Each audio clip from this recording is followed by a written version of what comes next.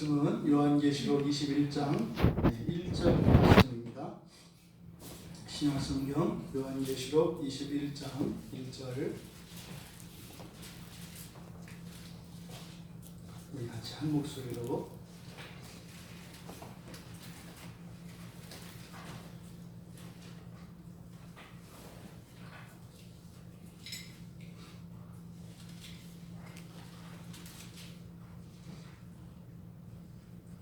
요한계시록 21장 1절입니다. 같이 읽겠습니다.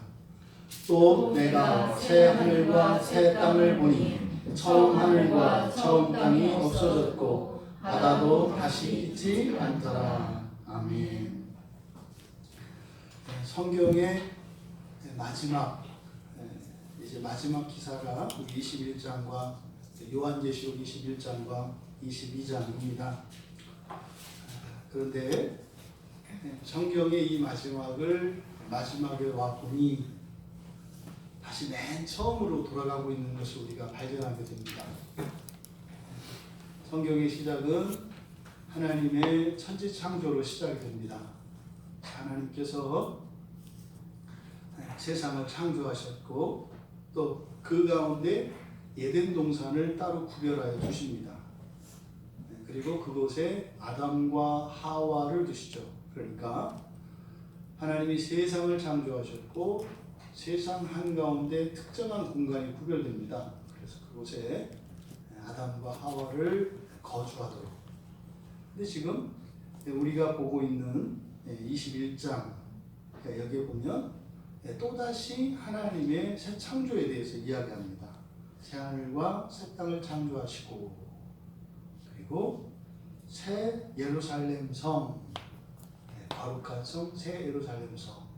그러니까 첫 창조에서 에덴 동산, 그리고 새 창조에서 새 예루살렘 성 이렇게 이어지고 있습니다. 마치 에덴 동산은 우리가 떠나온 옛집이라면 이제 새 예루살렘은 우리를 위하여 예비하신 새 집입니다. 그러니까 예수님께서 요한복음 14장에 보면 제자들을 위해서 하늘에 제자들이 거처할 집을 마련하러 가신다고 해요. 바로 이제 그 집 예수님이 사도들에게 말씀하셨을 때 긴가민가 하실 겁니다. 그런데 이 요한계시록을 쓰고 있는 이 요한이 예수님의 사도라고요. 되게 진짜인 거예요. 워낙 사랑했던 예수님이 말씀하셔서 예수님이 거짓말을 하시랴 이렇게 생각을 했습니다만 막상 그게 진짜 이렇게 현물로 왔을 때 이게 또 느낌이 다릅니다. 이렇게 생각도 못한 큰 선물을 누군가가 주겠다 그랬을 때 우리는 그 마음만으로도 고맙잖아요. 그런데 그게 또 주어질 때는 들어서 기쁘고 고마웠던 거하고는 질적으로 다릅니다. 그러니 예수님께 그 말을 듣고 이제 정말 근 60여 년의 시간이 흐른 뒤에 그것을 눈으로 보고 있는 요한의 마음이 어떻겠냐고요. 근데 요한이 보고 있는 이 새하늘과 새 땅 그리고 새 예루살렘 성은 이 기사를 여기다 기록한 목적은 여러분들한테 가르쳐 주라고 기록하신 거죠. 하나님께서 여러분들을 초대하신 거. 여러분들이 이 세상에 태어나던 그 날을 기억할 수 없어요. 아무도. 여러분들이 어머니의 뱃속에서 이 세상에 태어났을 때 여러분들이 살면서 가게 될 그곳, 바로 그곳에 대한 놀라운 기사가 여기에 지금 기록되고 있는 겁니다. 지금 여러분들이 거처하는 그 거처는 임시거처입니다. 또 여러분들이 입고 있는 여러분의 몸도 임시몸입니다. 여러분들의 진정한 몸, 이제 주님께서 오시는 날 여러분들이 입게 될 것이고, 그러니까 지금 여러분이 입으실 옷을 예수님이 가공하고 계셔서 잠깐 입고 계신 거라고요. 그리고 지금 여러분들이 머무는 그 집 다 다르죠. 가옥 구조도 다르고 다 다릅니다. 근데 말입니다. 여러분들이 진정으로 살게 될 그 집에 대해서 소개를 하는 거예요. 사실은 여러분 인생의 끝을 보는 겁니다. 그것은 단지 한 개인의 인생의 끝뿐만 아니라 이 세상의 그 마지막을 보는 거예요. 부디 우리가 이 계시록 21장과 22장을 볼 때 최소한 오랫동안 이렇게 월세와 전세를 근거하다가 어렵사리 이제 분양을 받아서 입주 날짜를 받아보고 그래서 입주 날을 기다리고 있는 그 사람들보다는 최소한 더 기쁘고 더 감사하고 그런 감격이 우리 모두에게 있기를 바랍니다. 요한은 예수님의 사도인 요한은 새 하늘과 새 땅을 봤다 이렇게 얘기합니다. 새 하늘과 새 땅을 봤다. 여기서 새 하늘, 새 땅 할 때 이 새롭다는 말, 새로운이라고 하는 이 말이 성경에는 두 개가 있습니다. 여기에 사용된 이 새로운이라는 말은 새로운이라고 번역된 이 말은 카이노스라고 하는 헬라어입니다. 카이노스. 근데 또 하나 똑같이 새로운이라고 하는 의미를 가진 형용사가 하나 더 있는데 네오스예요. 네오스. 그 영어의 뉴죠. 그러니까 네오스라고 하는 헬라어가 있고 카이노스라고 하는 헬라어가 있습니다. 그러면 네오스라는 말을 썼을 때는 헌 것이 아니라 새 것이라는 거예요. 여러분들이 가지고 있는 어떤 기계 아니면 옷이 있는데 사용하던 것과 똑같은 새 것 이럴 때는 네오스라는 말을 쓴다고요. 그런데 이 카이노스라고 하는 말은 질적으로 완전히 다른 것을 말합니다. 그 아파트라고 하는 가옥 구조에 대해서 제가 이제 시골에서 살았기 때문에 중학교 때 제 기억으로는 중학교 때 처음 배운 것 같아요. 사회 시간에 가옥의 구조 이렇게 해서 뭐 아파트라는 게 있대요. 그때 이렇게 친구들끼리 농담하고 그랬어요. 야, 집 위에 집이 있다는데 나는 위층 살다가 뛰어가지고 내가 밑으로 팍 떨어질 거야. 왜냐면 옛날 그 우리들이 저희가 살던 집도 보면 위에 도배지로 이렇게 돼 있고 얇은 베니 합판이 돼 있고 도배지로 이렇게 발려 있다고요. 주로 그 위가 이제 그 쥐들의 운동장이었습니다. 밤 되면 막 뛰어다니거든요. 이제 그 저희 아버님이 아주 성격이 급하시고 문제를 해결을 해야 되는데 고양이를 들여도 해결이 안 되니까 그냥 그 방 천장 그 배를 확 갈라버렸어요. 중간을 이렇게 3파선을 쫙 그어가지고 비무장지대를 만들어서 허공을 만들어 버렸어요. 이놈의 쥐들이 그렇게 되는지 알 바가 없잖아요. 밤에 자다가 쥐가 쏟아져가지고요 난리를 쳤는데 얘네들이 장롱 뒤로 갔는데 이거 끊을 재간이 없는 거예요. 쥐는 죽을 때까지 안 나옵니다. 쥐가 굉장히 얌전한 동물이거든요. 소심해요. 그래서 이렇게 못 나옵니다. 나중에 이제 그 장롱 드러내고 해야 되는데 그러진 않고 뭐 문 열어놓으면 나중에 나가겠지. 너무 멀리 갔는데 어쨌든 그때 이제 그런 집에서 살다가 이렇게 네모나게 뭐 이렇게 지었는데 위에 이렇게 집이 이렇게 있다는 거예요. 거기다가 막 4층, 5층 이렇게 있다는 거예요. 그게 무슨 뭐 미국의 뭐 맨하탄이나 뉴욕 이런 데만 있는 줄 알았지. 우리나라에 이렇게 서울에 가면 이제 있다고 얘기만 들었죠. 그런 겁니다. 집은 집인데 완전히 달라진 집 이런 거죠. 또 더 고대로 올라가면 뭐 이렇게 동굴을 파고 살거나 이런 움집으로 대충 걸치고 살다가 말이죠. 이렇게 규모를 갖춘 집의 이런 가옥 구조, 발전된 형태 이럴 때 이제 카이노스라고 하는 말을 한다고요. 그러니까 지금 여기서 새 하늘과 새 땅이다 할 때는 하늘은 하늘이고 땅은 땅인데 그 하늘과 그 땅이 아니에요. 사실은 몰라요. 이게 무슨 말인지. 근데 이게 전달을 해줘야 되겠어요.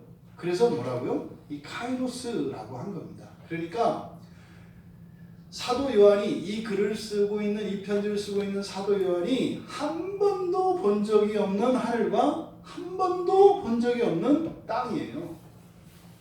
땅이라는 걸 알겠고 하늘이라는 걸 알겠어. 그런데 이거는 보도 듣도 못했던 하늘과 땅이에요. 그것을 이렇게 봤는데 뭐 이 세상에 본 적도 없고 경험한 적도 없기 때문에 이걸 어떻게 얘기를 해야 되겠는데 할 수가 없어서 그래서 이 카이노스라고 하는 말을 사용을 한 거예요. 새하늘과 새 땅을 봤다. 그러니까요. 지금 앞으로 나오는 이 얘기들은 그 새하늘과 새 땅 이거는요. 여러분들이 이 다음에 요한을 이해할 때가 와요. 여러분들이 가다 보면은 요한 사도가 이래서 새하늘 새 땅이라고 할 수밖에 없었네. 딱 그 말밖에 할 수 없었는데 이걸 여러분들이 이제 동의하시게 될 거예요. 마지막 그날. 그때 아닌 사람은 연락하시고 모이세요. 그날 여러분들이 반드시 와요.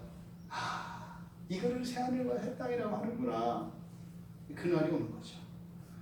근데 이제 요한이 이렇게 새하늘과 새 땅이라고 말씀하게 된 그 이유에 대해서 이제 사실은 뒤에 1절 뒤에가 그렇게 설명되는 거예요.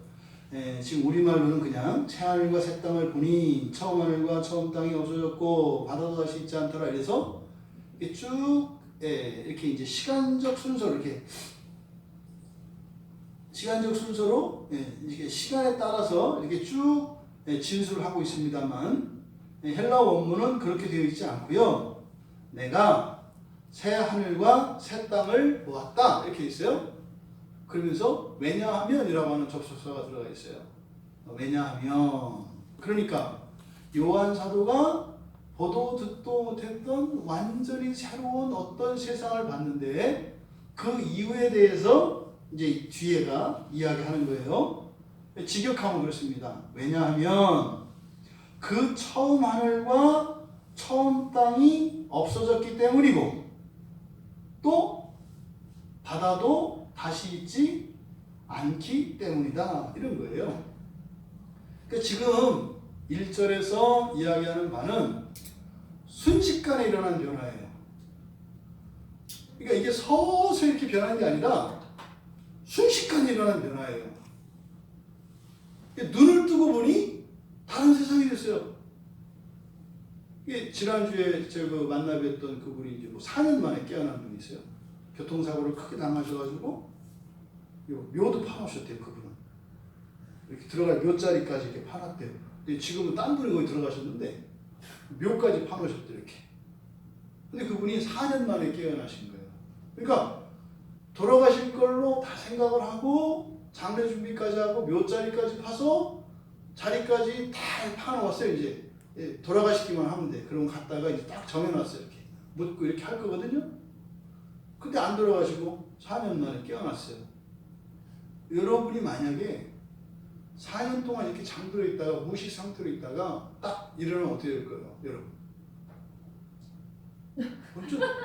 내 가족들이 달라졌어요. 그럼 4년 만에 여러분 안 보다가 4년 만에 이렇게 딱 보면 어떻게 많이 달라져 있다고요. 근데 맞긴 맞아. 근데 그러면 사실 여기서 요한은 그 새하늘과 새 땅 할 때 이 카이노스라는 말은 사실 더 좋은 의미거든요. 그때는 좀 카이노스인데 새롭긴 새로운데 안 좋은 쪽으로 새롭겠죠. 뭐 없던 뭐 주름도 생길 수도 있고 뭐 이렇게 그러지 않았겠어요? 지금 요한이 이게 너무 순식간에 일어난 거예요. 그러니까 어안이 멍멍하다고요. 지금 그것을 나타내려고 하다 보니까 내가 새하늘에 처음 보는 세상을 봤는데 왜냐하면 내가 옛날 봤던 그 세상이 없어졌기 때문이야. 이게 사실은 이유로 보기는 어렵단 말이죠.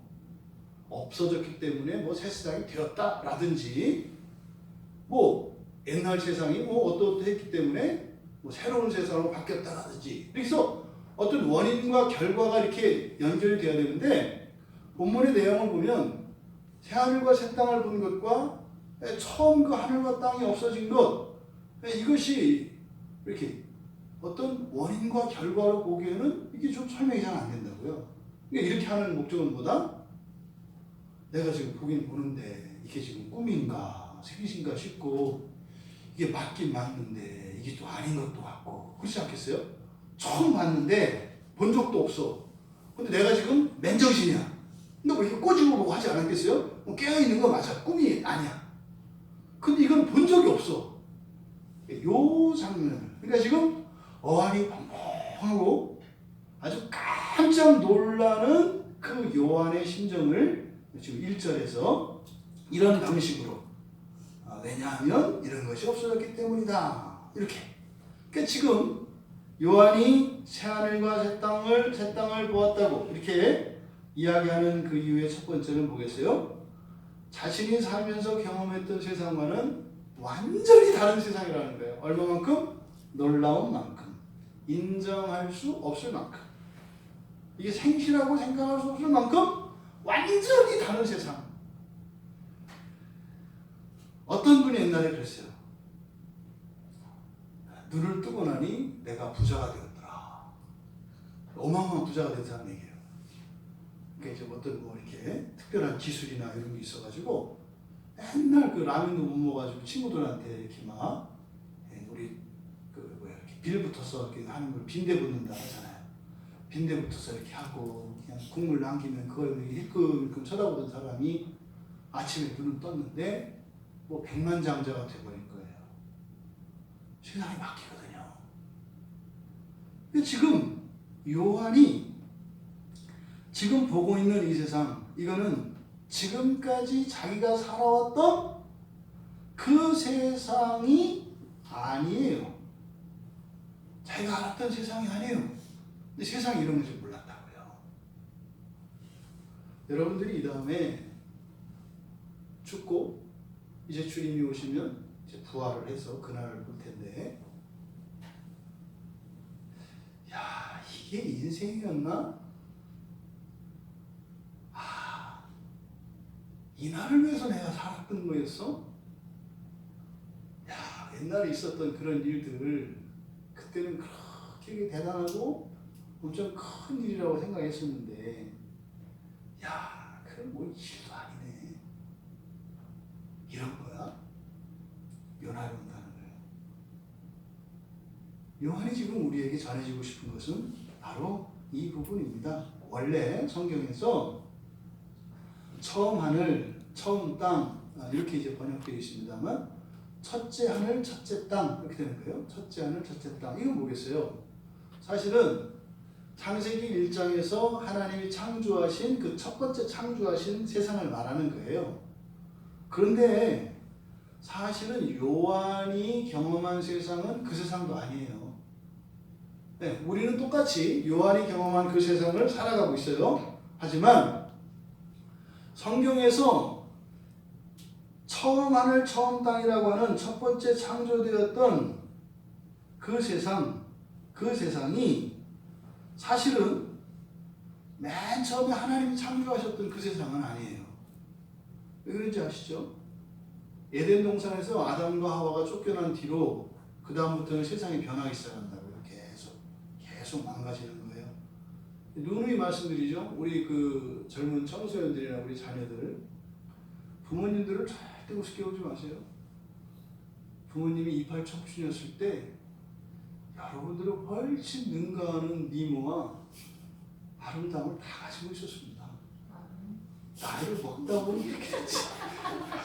옛날에 잘 나가셨다며 거울을 보면은 스스로 이렇게 반할 정도 이게 다 있었어요, 과거에.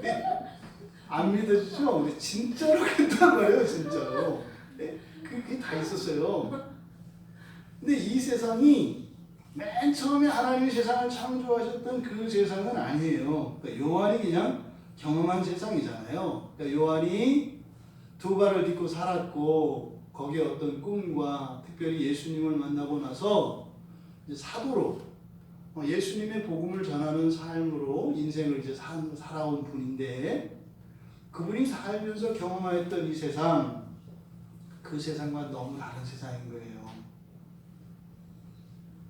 그리고 여기서 지금 아까 말씀드렸던 것처럼 앞에서 말씀드린 것처럼 이 카이노스라고 하는 말을 사용한 것은 뭐겠어요? 세상은 완전히 다르다라고 하는, 다르기 때문에 이렇게 표현을 한 거고, 또 하나는 다른 말로 표현할 수가 없어요. 만약에 이 세상에 있는 말로 표현할 수 있다면 그 세상은 완전히 다른 세상은 아니죠. 조금 나아진 거겠죠. 그러니까 이 세상에 있는 언어로는 설명할 수 없는 것, 그렇게 완전히 새로운 것, 그것을 이야기하는 게 이 카이노스라는 말이라고요. 그러니까 요한이 어쨌든 글을 써야 되겠는데, 뭐 그때 현존하는 어휘들을 가지고 설명을 해야 되잖아요. 이게 왜 시도를 안 했겠어요? 여기는 지금 우리는 이렇게 간단하게 이렇게 막 편지 쓰듯이 그냥 저 워드 치듯이 요한이 쫙 썼을 것 같지만 썼다 지우고 별일이 다 한 거예요, 여러분. 하나님 말씀을 기록하는데 이게 되겠어요? 뭐 이렇게 막 요한아 받아쓰기 시작, 또 내가 새하늘과 새 땅, 이게 아니라고요. 왜요? 요한이 가지고 있는 이 모든 지성을 다 짜내고 말이죠. 또 더 정확하게 잘 기록하기 위해서 또 뭐 안 떠오르니까 막 기도도 하고 말이죠. 나가서 그냥 왔다 갔다 또 오고 말이죠. 이런 과정을 거쳐서 성경이 만들어진 거거든요. 마지막에 이제 생각해낸 게 아무리 잘하려고 하면 할수록 자꾸 훼손되는 거예요. 간단하게 그거를 카이노스라는 말로 딱 표현한 거예요. 카이노스. 그러니까 건들지 않는 게 가장 잘 표현하는 거예요. 네, 그 세상이. 그래서 이 카이노스라는 말을 한 거예요. 그러니까 이미 존재하는, 그러니까 우리가 사용하는 말들은 대부분 이미 존재하는 것들이죠. 그리고 이미 우리에게 합의가 된 그것을 어휘로 만들어서 사용하잖아요. 근데 이렇게 살다 보면 없던 게 생겨나요. 네? 뭐 요즘 우리가 쓰는 무선기기랄지 이런 거 없던 거 생기잖아요. 그러면요, 그 물건을 만들어요. 그 다음에 뭐가 생겨요? 이름이 생겨요. 이걸 뭐라고 한다고 이렇게. 뭐 핸드폰, 이게 영어 아닌 거 아시죠? 핸드폰은 우리말이에요, 우리말. 미국 사람들한테 핸드폰 그러면 못 알아들어요. 손이 폰인 줄 알아. 그냥 우리가 만들어내는 거죠.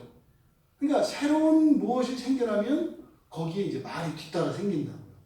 그럼 이제 합의가 되면 그 다음부터는 그 말을 사용하면 그 물건과 동일시되죠.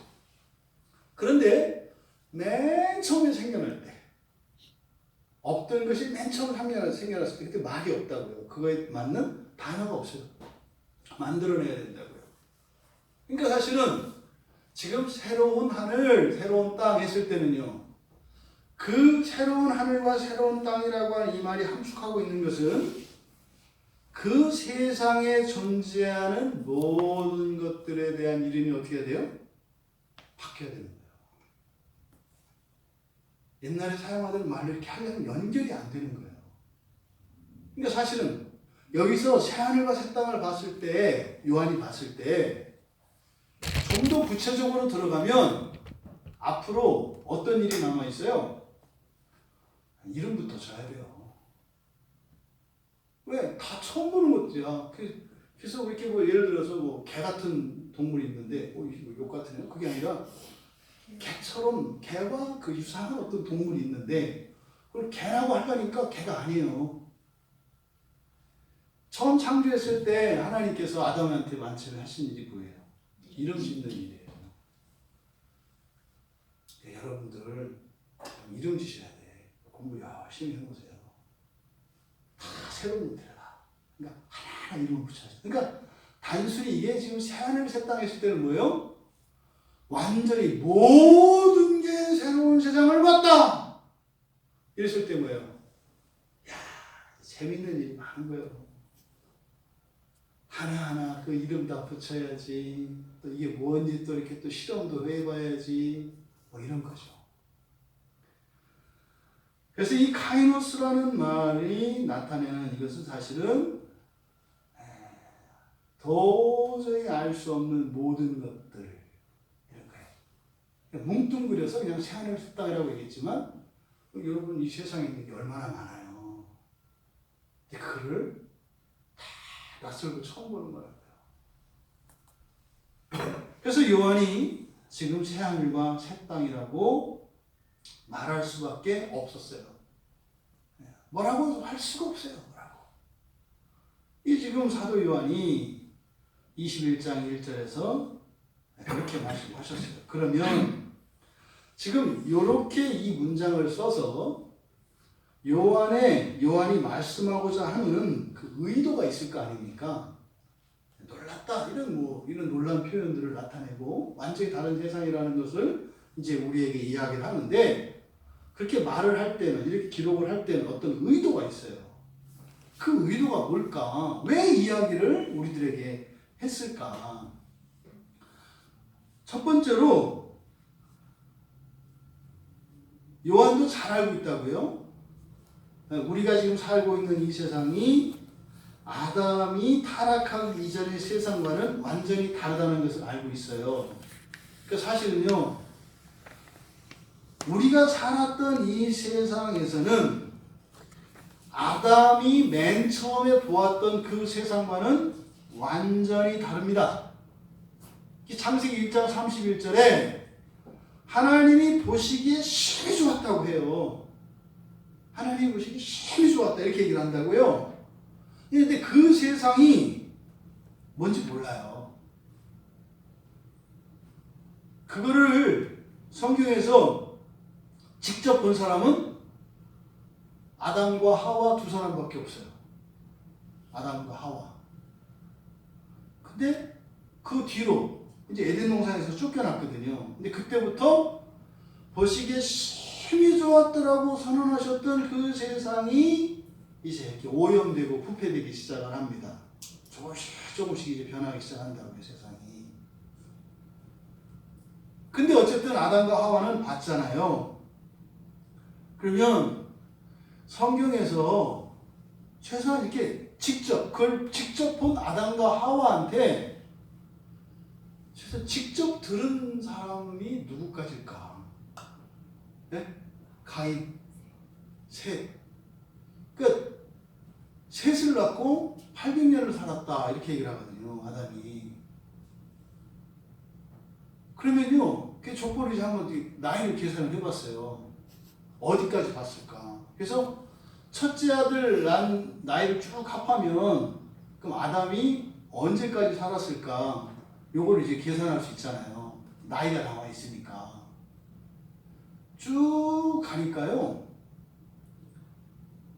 노아부터 못 들었어요, 직접. 노아부터. 그러니까 라멕, 노아의 아버지가 라멕이거든요. 그러니까 그 라멕까지 듣고 노아가 태어나기 몇 년 전이더라? 계산하니까 56년. 그러니까 라멕이 그러니까 노아의 아버지가 노아를 낳기 56년 전에 아담이 죽어요. 그러니까 노아부터 몰라요. 그러니까 노아부터 직접 못 들었어요. 이제 거기서 이제 뭐 약간 뻥도 있고 이렇게 이제 하겠죠. 뭐 그 에덴 동산에는 뭐 사과가 이만했다. 사람 분명히 과장했을 거예요. 뻔해요. 뭐 선악과가 안 먹을 수 없을 만큼 막 향기가 끌리고 이래서 할아버지도 어쩔 수 없이 먹었는데 누구라도 안 먹을 수 없는 거였더라고요. 막 이렇게 해서 막 합리화하고 그러지 않았겠어요? 그러니까 람해까지 그 처음 세상에 대한 이야기를 들었을 거예요. 이 말씀을 이렇게 묵상을 하면서 그런 생각을 해봐요. 아담이라는 사람, 역사 속에 실제했던 사람이거든요. 아담이라고 하는 사람은요, 하나님이 보시기에 힘이 좋았던 세상을 딱 본 사람이에요. 그 다음에 이 마귀의 꼬임에 넘어가서 그 뒤부터 세상이 망가지기 시작하잖아요. 그러면 거의 수백 년이 흐르면서 정말 기가 막힌 이야기들을 겪게 되잖아요. 내가 낳은 자식들끼리 서로 죽이고 말이죠. 뭐 이제는 서로 적이 돼가지고 원수가 돼서 뭐 싸우고 말이죠. 거기다가 세상은요, 그 영광과 영광의 빛이 그리고 그 아름다움이 점점 쇠락해져 가는 것을 천년의 시간 동안 그걸 봤어요.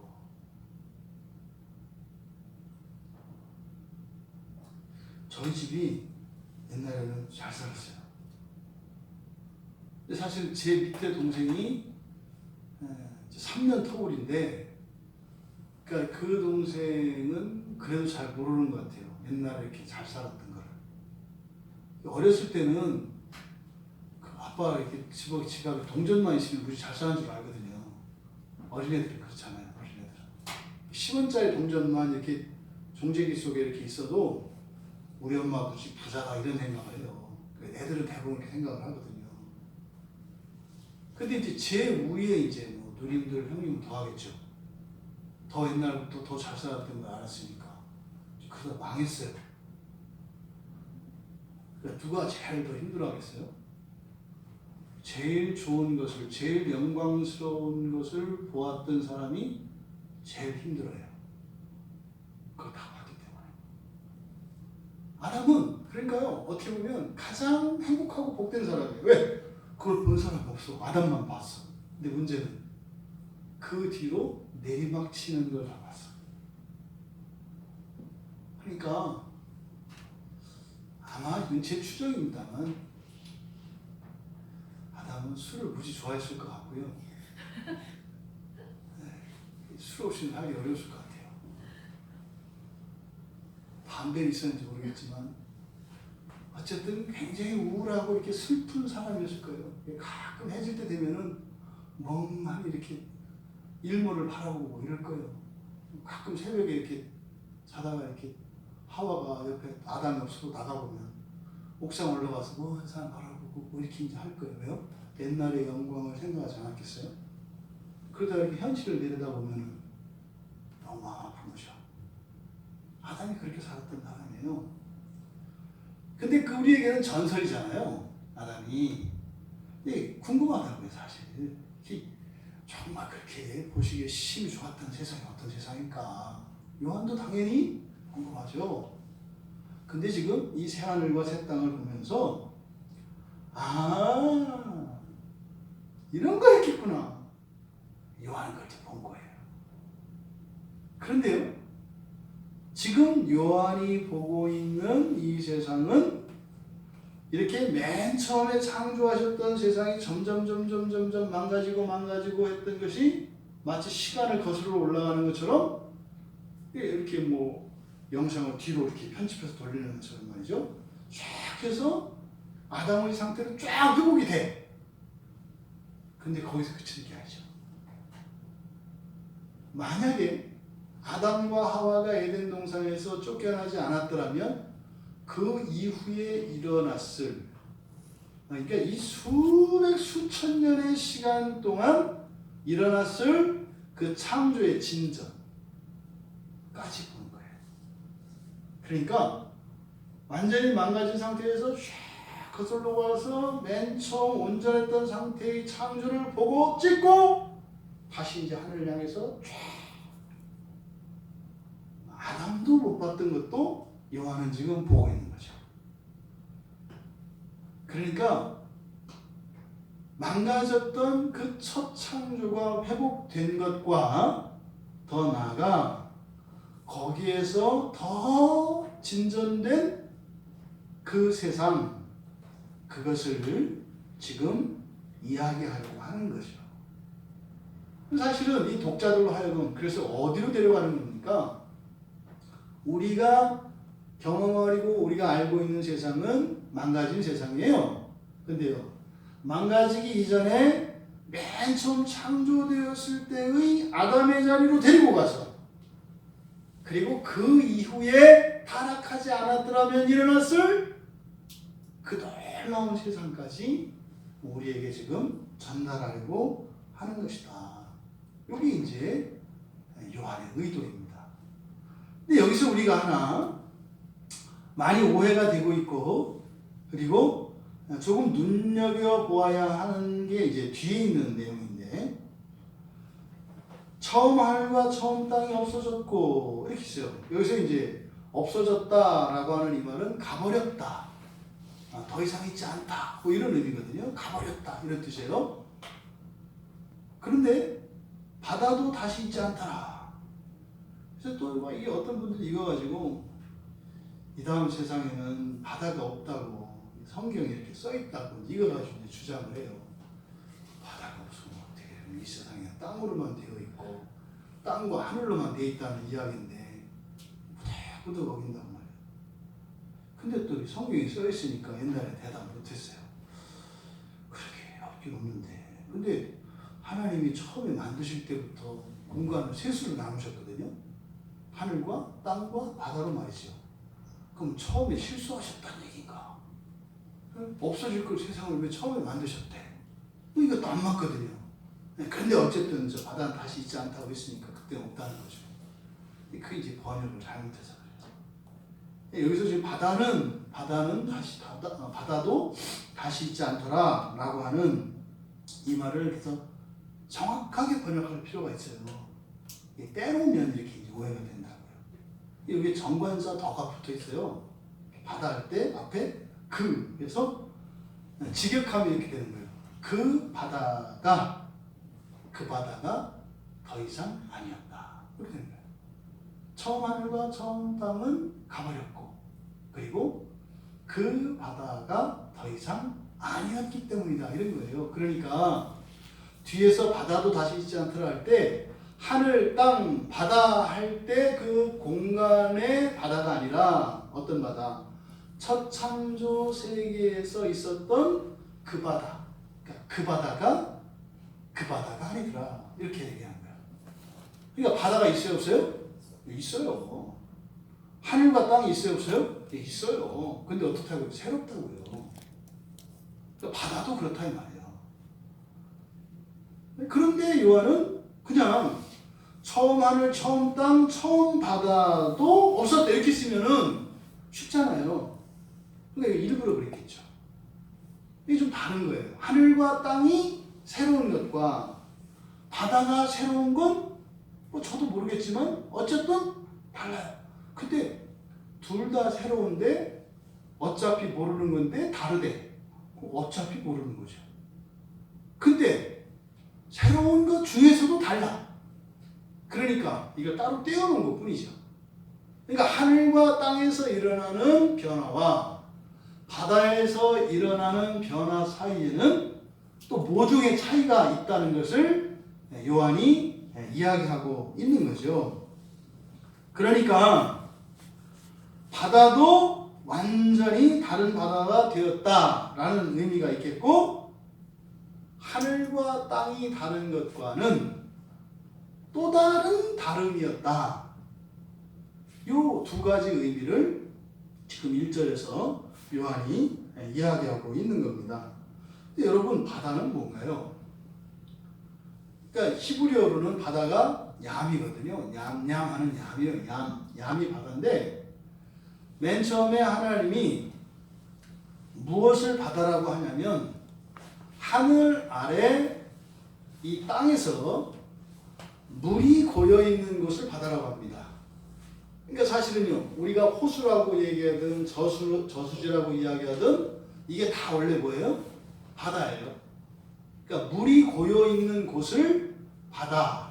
이게 이제 맨 처음 바다라고 하는 이 말이 가지고 있는 의미입니다. 그래서 맨 처음에 창세기 1장 10절에 바다가 맨 처음에 사용이 되는데요. 거기에는 바다들이라고 되어 있어요. 그러니까 바다는 이게 모든 강이 흘러서 하나 되어지는 바다, 이게 바다가 아닌 거죠. 땅에 있는 물들이 한데 모여서 고여 있는 곳, 여기를 다 바다라고 한다고요. 근데 우리는 요즘에 그 용어가 다 다르잖아요. 그렇죠? 바다 그러면 염수가 있는, 짠물이 있는 곳을 바다라고 하잖아요. 민물이 있는 곳은 호수라고 한다고요.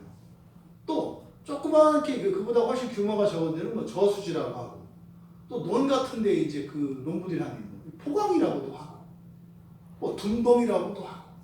근데 이게 물이 고여 있는 모든 것을 다 바다라고 한다. 근데 하여튼 완전히 달라지는 거예요. 뭔지 모르겠지만 또 이 바다에 대한 성경에 이제 단서가 있어요.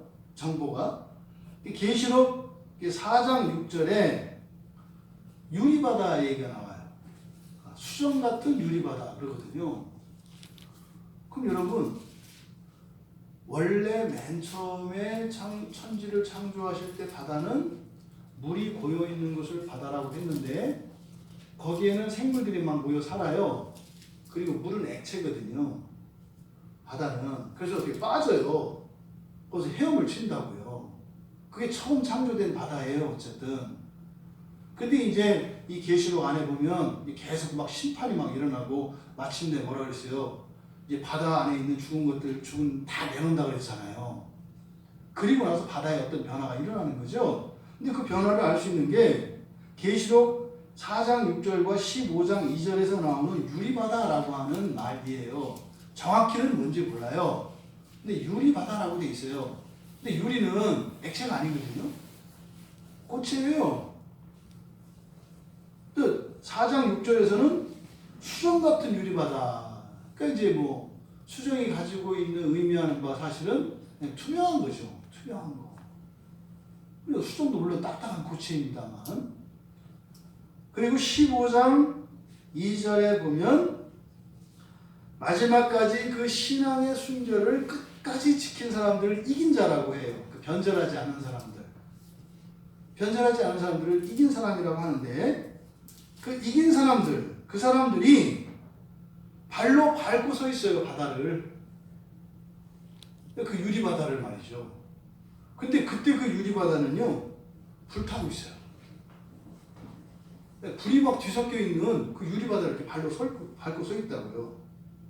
그러니까 계시록에서 이야기하는 이 바다 자체가 좀 달라요. 사실은 앞에서는 사도 요한이 유리바다라고 그걸 기록을 했거든요. 수정 같은 유리바다, 또 불 붙어 있는 불타는 유리바다 이렇게 얘기를 했다고요. 근데 지금 여기 와서는 그 얘기를 안 해요. 그리고 완전히 다르다 이렇게 얘기를 한다고요. 그러니까 뭔지 모르겠지만 이 바다에 일어나는 변화는 이 땅과 하늘과 달라요. 그러니까 옛날에는 학자들이 땅과 하늘이 완전히 소멸돼서 없어지고 다 소멸돼서 없어진다 이런 이제 생각들을 많이 가졌어요.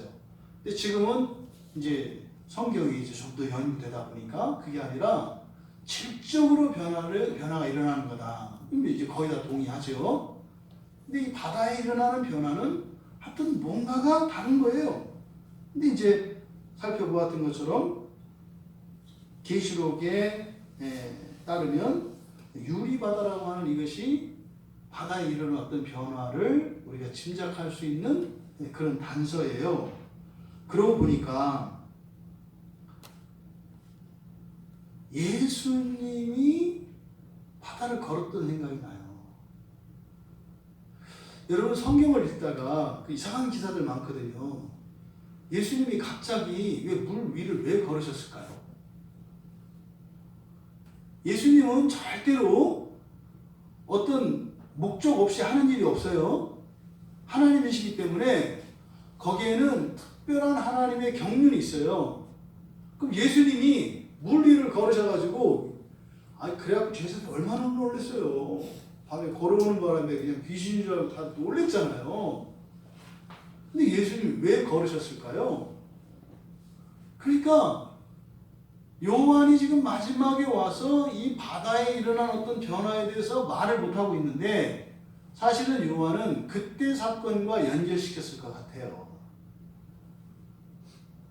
그때 그 마태복음에만 유일하게 이제 베드로가 예수님 나도 걷고 싶어요. 이렇게 주님과 함께 이렇게 걷고 싶을 수 있는 여러분들 되시길 바랍니다. 물론 이제 빠져서 옷이 젖어요. 근데 그때 이제 걷는 얘기가 나오거든요. 근데 그때 예수님이 베드로를 꾸중을 해요. 근데 뭐라고 꾸중을 하냐면 믿음이 작은 자라고 합니다. 믿음이 작은 자여 왜 의심했느냐. 그럼 이제 그 맥락에서는 그거잖아요. 믿음이 없어서 걸을 수 있는데 바다 위를 계속 예수님이랑 걸어서 배 위에까지 올라올 수 있었는데 중간에 의심하는 바람에 겁먹어가지고 딱 빠져버린 그 문맥에서는 그렇단 말이죠. 그런데 지금 사도 요한이 새하늘과 새 땅이 열리는 그 나라에서의 바다에 대한 이야기를 하는데 말을 못하고 있어요. 이게 그때의 사건과 무엇에 관련성이 있겠다.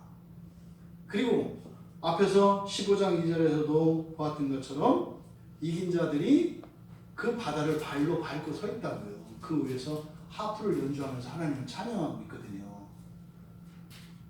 그러니까 저도 뭔지 모르겠어요. 근데 이 바다, 그럼 사실 아까 기본적인 바다의 개념은 물이라고 했잖아요. 그러니까 우리가 이렇게 가지고 있는 물질에 대한 그 고정관념들 있죠. 우리는 물질을 크게 세 수로 분류하잖아요. 고체, 액체, 기체. 그러니까요. 물질 자체가 달라요. 물질 자체가 달라지는 거예요. 그러니까 하늘과 땅에서 일어나는 새로운이라고 하는 것은 이런 피조물들의 본질과 형태 이런 것들이 달라지는 걸 나타내요. 근데 이 바다에서 일어나는 변화는 사실은 뭐예요? 물질 자체에 일어나는 어떤 변화를 암시하고 있는 것 같아요. 근데 또 물은 보면 그렇잖아요. 액체도 되고 고체도 되고 기체도 되잖아요. 그러니까 물을 기체라고 할 수도 없고 액체라고 할 수도 없고 고체라고도 할 수 없어요. 그러니까 이게 종말과 액체죠, 물은. 그쵸. 물은 액체고, 수증기는 기체고, 얼음은 고체예요. 근데 H2O는 뭐라고 할 수가 없어. H2O가 뭐냐? 이렇게 하면은 기체다라고 할 수 없고, 고체다 이렇게 할 수가 없는 거죠. 그러니까 이게 종말에 가면 이게 이제 뭘 알게 되나 봐. 그러니까 사실은요, 그런 얘기 한단 말이죠. 이 다음에 내가 부활하면 몸이 어떻게 돼요? 이렇게 뭐 흑인이 돼요? 뭐 백인이 돼요? 뭐 피부가 뽀예요? 뭐예요? 막 그런 게 아니에요. 그러니까 이 물질에 대한 아주 근본적인 개념이 싹 바뀌는 거예요. 어쩌면 물질은 우리들이 보통 가시적인 거예요. 그렇죠? 그리고 입자가 되어 있는 이런 것들 다 물질이라고 하는데 이때 가면 뭐라고 그랬어요? 첫창조 세계와 재창조 세계. 그러니까 첫창조 세계에서는 하늘과 땅이 있다고 그랬어요. 땅에는 사람을 통치자로 해서 동물과 식물들이 있고 하늘에는 천사를 필두로 해서 어떤 하늘의 생물들이 있어요. 근데 새하늘과 새 땅이 열리면은요, 하늘과 땅의 통합이 일어나요. 그러니까 천사와 사람, 천사는 보이지 않아요. 그죠? 몸이 없어요, 천사는.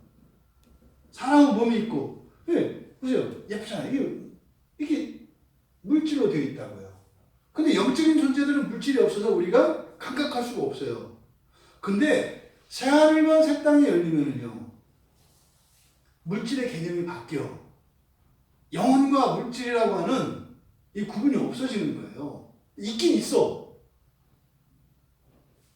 있긴 있는데 다 감각을 할 수 있어. 저도 지금 무슨 얘기 하는지 잘 모르겠어요. 근데 보이는 것과 보이지 않는 것들이 다 보이기도 하고 다 보이기도 하는. 물질은 보이는 게 특징이네요. 그렇죠? 근데 안 보이기는 안 보여. 그때 가면. 이제 지금과 비교한다는 말이죠. 또 영혼이나 이런 천사 이런 영적인 존재는 지금은 안 보여. 근데 그때는 또 보여. 그러니까 이렇게 영적인 세계와 물질 세계로 분리되었던, 하늘과 땅으로 분리되었던, 지성소와 성소로 분리되었던 이 모든 게 없어져요. 그러니까 이 물질의 변화, 이것을 지금 그 바다는 더 이상 있지 않더라라는 말을 통해서 이 물이라고 하는 이것은 대표적인 물질이거든요. 성경에서 생명을 상징하기도 하고, 그래서 이 물을 가지고 물질 전체에 일어날 어떤 변화를 말을 아낀 거예요. 왜요? 하면 할수록 틀리니까. 그 단초가 예수님의 그 변화산 사건이에요. 예수님이 부활체 몸을 입었을 때 빛으로 나타나거든요. 빛이 물질이라는 것이 밝혀진 게 그렇게 오래되지 않았습니다. 빛은 다 입자가 돼요. 다 물질이에요. 그러니까 어둠도 물질이라고요. 그래서 암흑 물질 그러죠. 지금 과학자들의 최고의 관심은 암흑 물질에 있어요. 암흑 물질. 암흑이 물질이래요. 물질. 그 안에 어마어마한 에너지가 있대요. 지금 그거를 캐려고 지금 뭐 비행기 지금 뛰어오르는 거예요. 그 암흑 물질의 비밀. 이것만 하면은 아침 되었더니 부자가 되었더라. 그렇게 되는 거예요. 이게 다 물질이에요. 다 물질. 근데 변화산상에서 예수님에게 일어난 그 물질은 우리가 알고 있는 물질이 아니었어요. 그러니까 지금 이렇게 간단하게 내가 새하늘과 새 땅을 보게 되었다.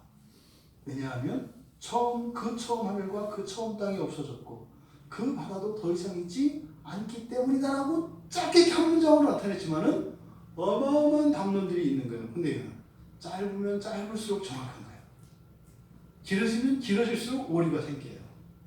그러니까 이 한 문장 안에 어마어마한 내용들. 그래서 특히 이 바다가 다시 있지 않다는 것은 뭐 이렇게 바다가 없어진다는 얘기가 아니라, 그래서 하나님이 맨 처음 창조하실 때 구분하신 공간이기 때문에 그 유지가 돼요. 그런데요, 완전히 질적으로 새로워진다는 것을 의미한다. 근데 이 바다의 새로움이라고 하는 것은 하늘과 땅에서 일어나는 변화와 다른, 그래서 물질 자체의 근본적인 변화를 이야기하는 것 같다.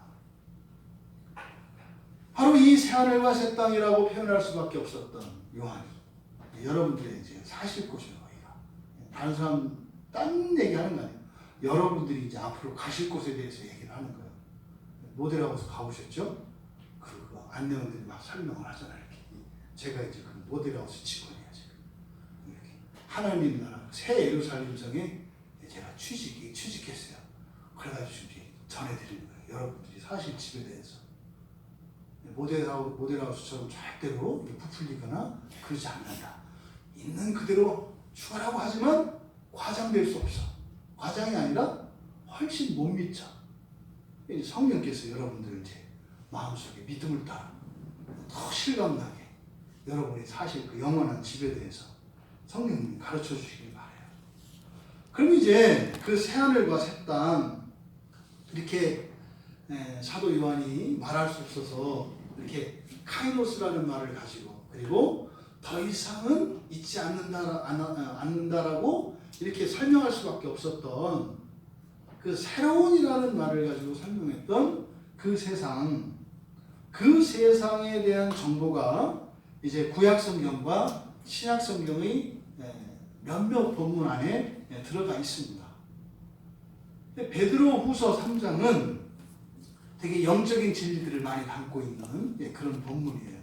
그래서 베드로후서 3장에 보면 8절에서 14절까지 제가 읽어드리겠습니다.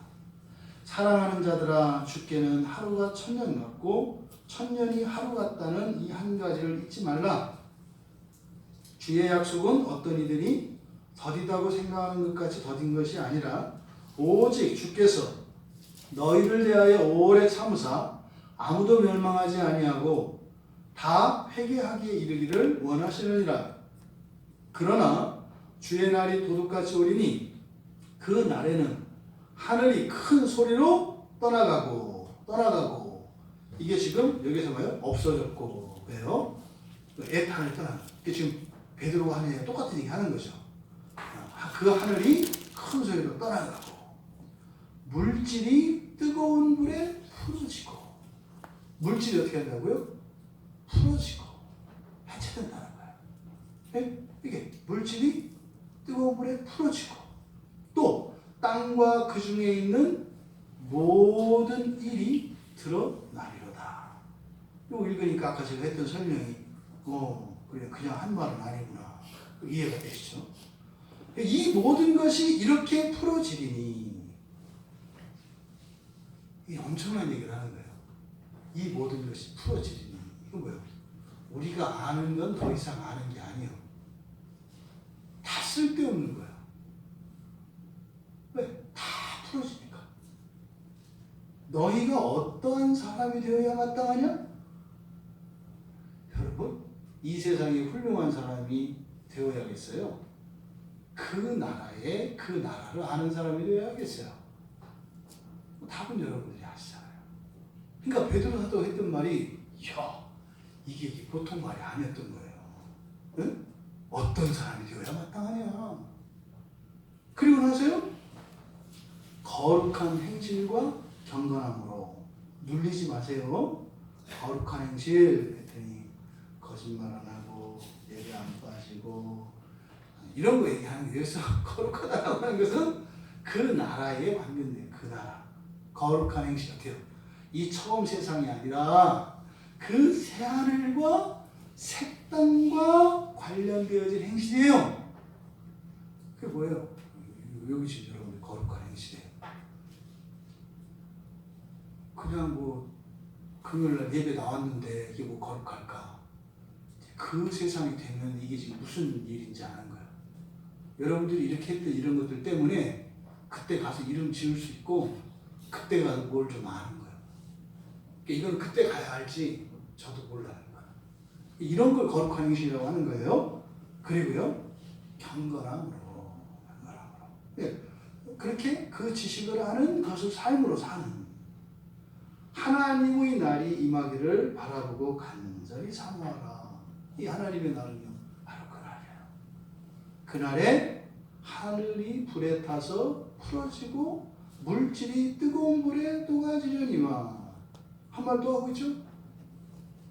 강조하는 거죠. 우리는 그의 약속대로 의가 있는 곳인 새하늘과 새 땅을 바라보다. 엄청난 얘기를 한 거예요. 이때 당시에는 사도 요한도 다른 제자들도 이 말이 무슨 말인지 못 알아들었어요. 그러니까 요한이 이때쯤 됐었는지 베드로가 좀 특별하게 했구나. 야, 그 얘기였어? 그 승질 지알 갖고 야, 이게 그게 아니었네. 우와, 이걸 알았네. 이거죠. 그러니까요, 이 세상에서 우리가 자랑 삼고 이 세상에서 무엇이라고 하는 것들이 다 쓸데없는 거예요. 다 쓸데없는 거예요. 뭘 갖고 여러분들이 이렇게 자랑하고 뭘 갖고 이렇게 주눅들어 있냐면 다 쓸데없는 거라니까. 그 새하늘과 새 땅, 그러므로 사랑하는 자들아, 너희가 이것을 바라보느니. 무슨 말인지 몰라요. 이게 뭔지 몰라요. 이것을 바라보라. 주 앞에서 점도 없고 흠도 없이 평강 가운데 나타나기를 힘쓰라. 지금 계시록을 보는 거니까 이걸 설명할 수는 없습니다. 여기서 평강 가운데라고 하는 이게 도구의 의미가 있어요. 우리말 성경에 뭐뭐 안에서 가운데서 이렇게 번역되어진 이 단어가 의로라고 하는 말로 번역돼야 하는 문장들이 많아요. 그러니까요, 평강으로, 그죠? 평강으로 힘쓰라. 무슨 말이에요? 평강을 유지해라. 그죠? 평강을 유지해라. 네. 너희들이 여기서 좀 뭐 있다, 없다, 뭐 뜻대로 된다, 안 된다, 그런 것들은 다 뭐요? 다 풀어지는 거고, 진짜 그날에 필요한 지식들과 그날에 필요한 사람들이 되라. 그날을 위해서 준비하면서 살아가라. 요 이야기를 했다는 사실을 사도 요한이 비로소 알게 된 거죠. 그러니까 그 새하늘과 새 땅이라고 하는 것은 바로 이렇게 하나님의 의가 있는 그 완전한 그 나라인 거죠. 그러니까 그 약속대로 의가 있다. 그러니까 하나님의 모든 약속이 완벽하게 다 실현되는 세상, 그게 새하늘과 새 땅이다. 한치도 의심도 없고 불만도 없고 두려움도 없고 무엇도 없는. 그러니까 극단적으로 말하면 여러분들은 그때까지만 버티면 돼요. 그때까지만 버티면 된다고. 물론 우리가 소망해야 될 것은 뭐라고 했어요? 그 앞에 첫째 부활이라고 했어요. 그때까지 버티면 되긴 되는데 첫째 부활에서부터 여기까지는 지옥이 있다. 이렇게 생각해야 된다. 우리는. 그죠? 그래서 첫째 부활에 참여해서 일찍 참여해야 된다. 하지만 그날이 온다. 그러니까 베드로 사도가 이야기했던 건 뭐예요? 오래 참으시지만 갑자기 그날이 온다는 거예요. 이렇게 자꾸 더디오는 이유가 뭐라는 거예요? 한 사람도 빼지 말고 이 세상에 있는 모든 사람들이 회개하고 거기에 이룰 수 있기를 원하신다는 거예요. 그러니까 하나님은요, 이 세상의 모든 사람들이 구원을 받기를 원하세요? 일부의 사람들이 구원받기를 원하세요? 모든 사람이 다 구원받기를 원하신다고요. 그래서 어떻게 해요? 시간을 늦추신다고요. 그래서 두 번째로 앞에 설명을 드렸던 것처럼 모든 물질이 다 풀어져요. 그리고 완전히 새로워지는 그런 세상이에요. 또 구약에서는 그 새하늘과 새 땅에 대한 정보를 얻을 수 있는 곳이 이사야서입니다. 이사야서 65장 17절과 이사야서 66장 22절에 그 새하늘과 새 땅에 대한 이야기가 나와요. 그래서 이사야서 65장에 보면 65장 17절에 이렇게 돼 있어요. 보라, 내가 새 하늘과 새 땅을 창조하노니 이전 것은 기억되거나 마음에 생각나지 아니할 것이다. 이게 무슨 렛대에 망각의 강을 건넌다 이런 얘기가 아니에요. 뭐예요? 완전히 다 불에 풀어져서 없어지고 다 사라진다는 거예요. 완전히 새로운 세상이 된다는 이야기를 하는 거죠. 근데 이사야 선지자가 새하늘과 새 땅을 이야기합니다만 사실 구약의 선지자였던 이사야가 다다를 수 있었던 새하늘과 새 땅은 요한이 이야기하는 새하늘과 새 땅하고 차이가 난다고 그랬죠. 구약의 계시에서 다다를 수 있는 것은 예수님의 자녀, 메시아의 재림하는 새하늘과 새 땅. 사실은 역사의 끝에 있는 천년왕국이라고 했죠. 근데 그것이 새하늘과 새 땅과 전혀 무관하진 않아요. 그래서 연속성과 불연속성이 있다. 이렇게 말씀을 드렸다고요. 하지만 이사야가 비록 지금 요한 사도가 이야기하고 있는 그 새하늘과 새 땅은 아닐지라도 천년왕국에 나타나는 그 새하늘과 새 땅의 어떤 특성들에 대한 그런 지식은 우리가 얻을 수가 있겠다. 이사야서 65장 15절과 16절에 보면 이런 이야기를 해요.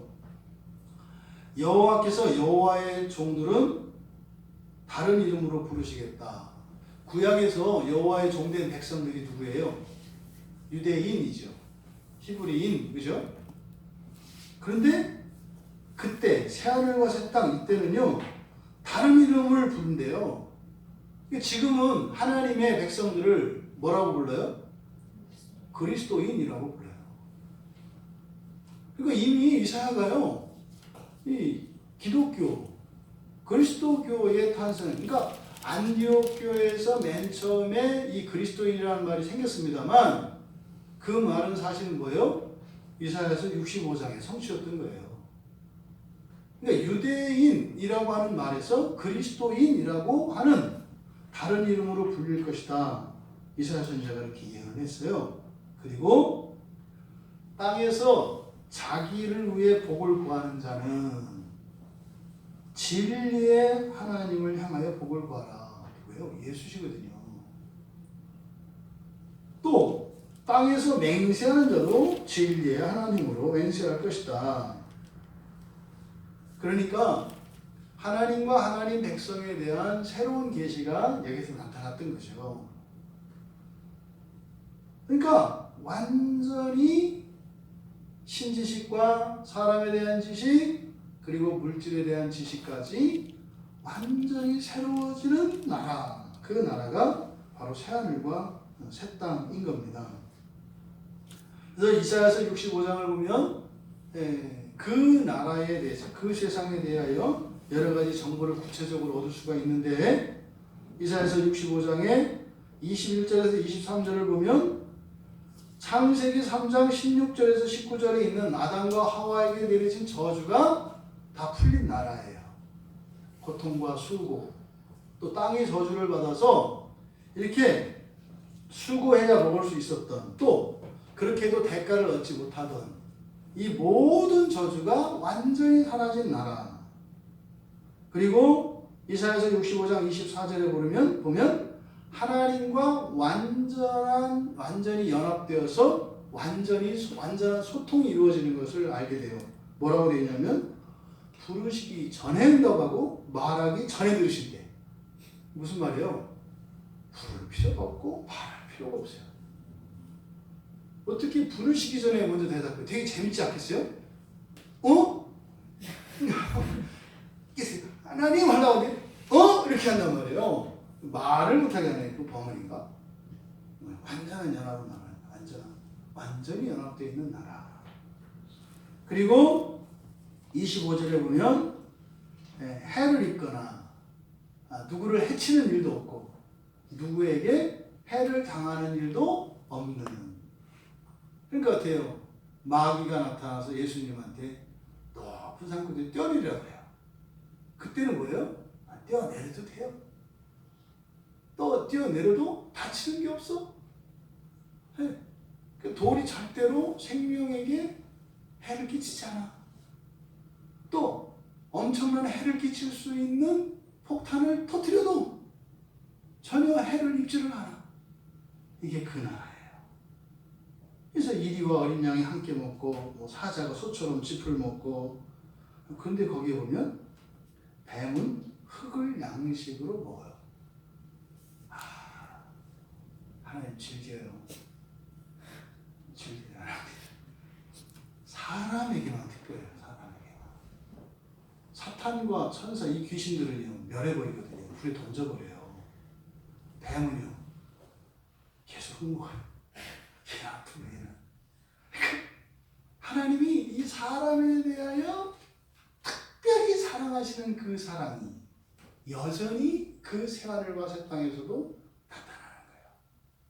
그때는요 천사까지 사람을 수종들어서 정말 하나님의 신부된 사람이 하나님과 완전히 연합하여 살게 되는 그 세상이 새하늘과 새 땅. 누구의 세상이에요? 여러분의 세상입니다. 근데 이사야서 66장 22절에서는 뭐라고 얘기를 하냐면 내가 지을 새하늘과 새 땅이 내 앞에 항상 있는 것 같이. 사실은요 원래 세상인가요? 하나님 앞에 늘 있는 세상. 그럼 여기서 뭘 우리가 유추할 수 있냐면 하나님이 맨 처음에 창조하셨던 창세기 1장에 나오는 하늘과 땅들에 대한 창조 기사, 이거는요 하나님 앞에 있는 그 세상과는 달랐죠. 그러니까 창조가 첫 창조로 끝나는 게 아니라 하나님 앞에 있는 그 세상에 이를 때까지 이 창조가 계속 진전이 일어날 것이라는 것을 이사야서 66장 22절을 통해서 우리가 얻을 수 있는 거예요. 지금도 하나님께서는 여러분들이 영원히 거할 그 거처, 그 세상을 만들고 계십니다. 그리고 그곳으로 우리 모두를 초대하시고 단 한 사람도 거기에 오지 못하는 일이 없기를 바라십니다. 그것이 우리들에게는 어떻게 다가올까요? 고난으로 다가옵니다. 불편으로 다가옵니다. 답답함과 슬픔과 사방의 에워싸움과 이게 한 사람도 빠짐없이 그곳에 들어올 수 있도록 늦추시는 하나님의 은혜로운 일이에요. 근데 그 일이 실제로 우리의 삶 속에 은혜로 다가오는 것이 아니라 어려움으로 다가온다고요. 그러니까 우리가 당하는 고난과 고통이 과거에 이러저러한 것 때문에 내가 무엇이 없기 때문에 이런 것이 아니라 이 고난과 고통이라고 하는 것은 한 사람도 빠짐없이 그 완전한 새하늘 새 땅에 불러 모으시기 위한 하나님의 은혜의 행동이라는 거죠. 그리고 우리들의 고난과 고통에 대해서는 하나님께서 위로해 주시고 그것을 하나님이 상으로 주십니다. 이 새하늘과 새 땅에 대한 이 놀라운 사도 요한의 이 계시가 우리의 인생에 새로운 힘을 솟게 하고 또 우리가 이해하지 못했던 인생의 비밀들, 과거의 어려움과 현재의 고난과 고통을 이기는데 큰 위로와 용기를 줄 뿐만 아니라 능력으로 역사하기를 바랍니다. 여러분 잊지 마세요. 지금의 인생, 이 세상이 여러분의 인생이 아니라 바로 그 완전한 새하늘과 새 땅에서의 삶이 여러분들의 삶인 것을 기억하시기 바랍니다. 그래서 우리의 시선을 좀, 각도를 좀 높여서 바로 그 하늘과 그 땅을 향하여 살아가는 거룩한 주님의 백성들 다 되시기를 주님의 이름으로 축원합니다.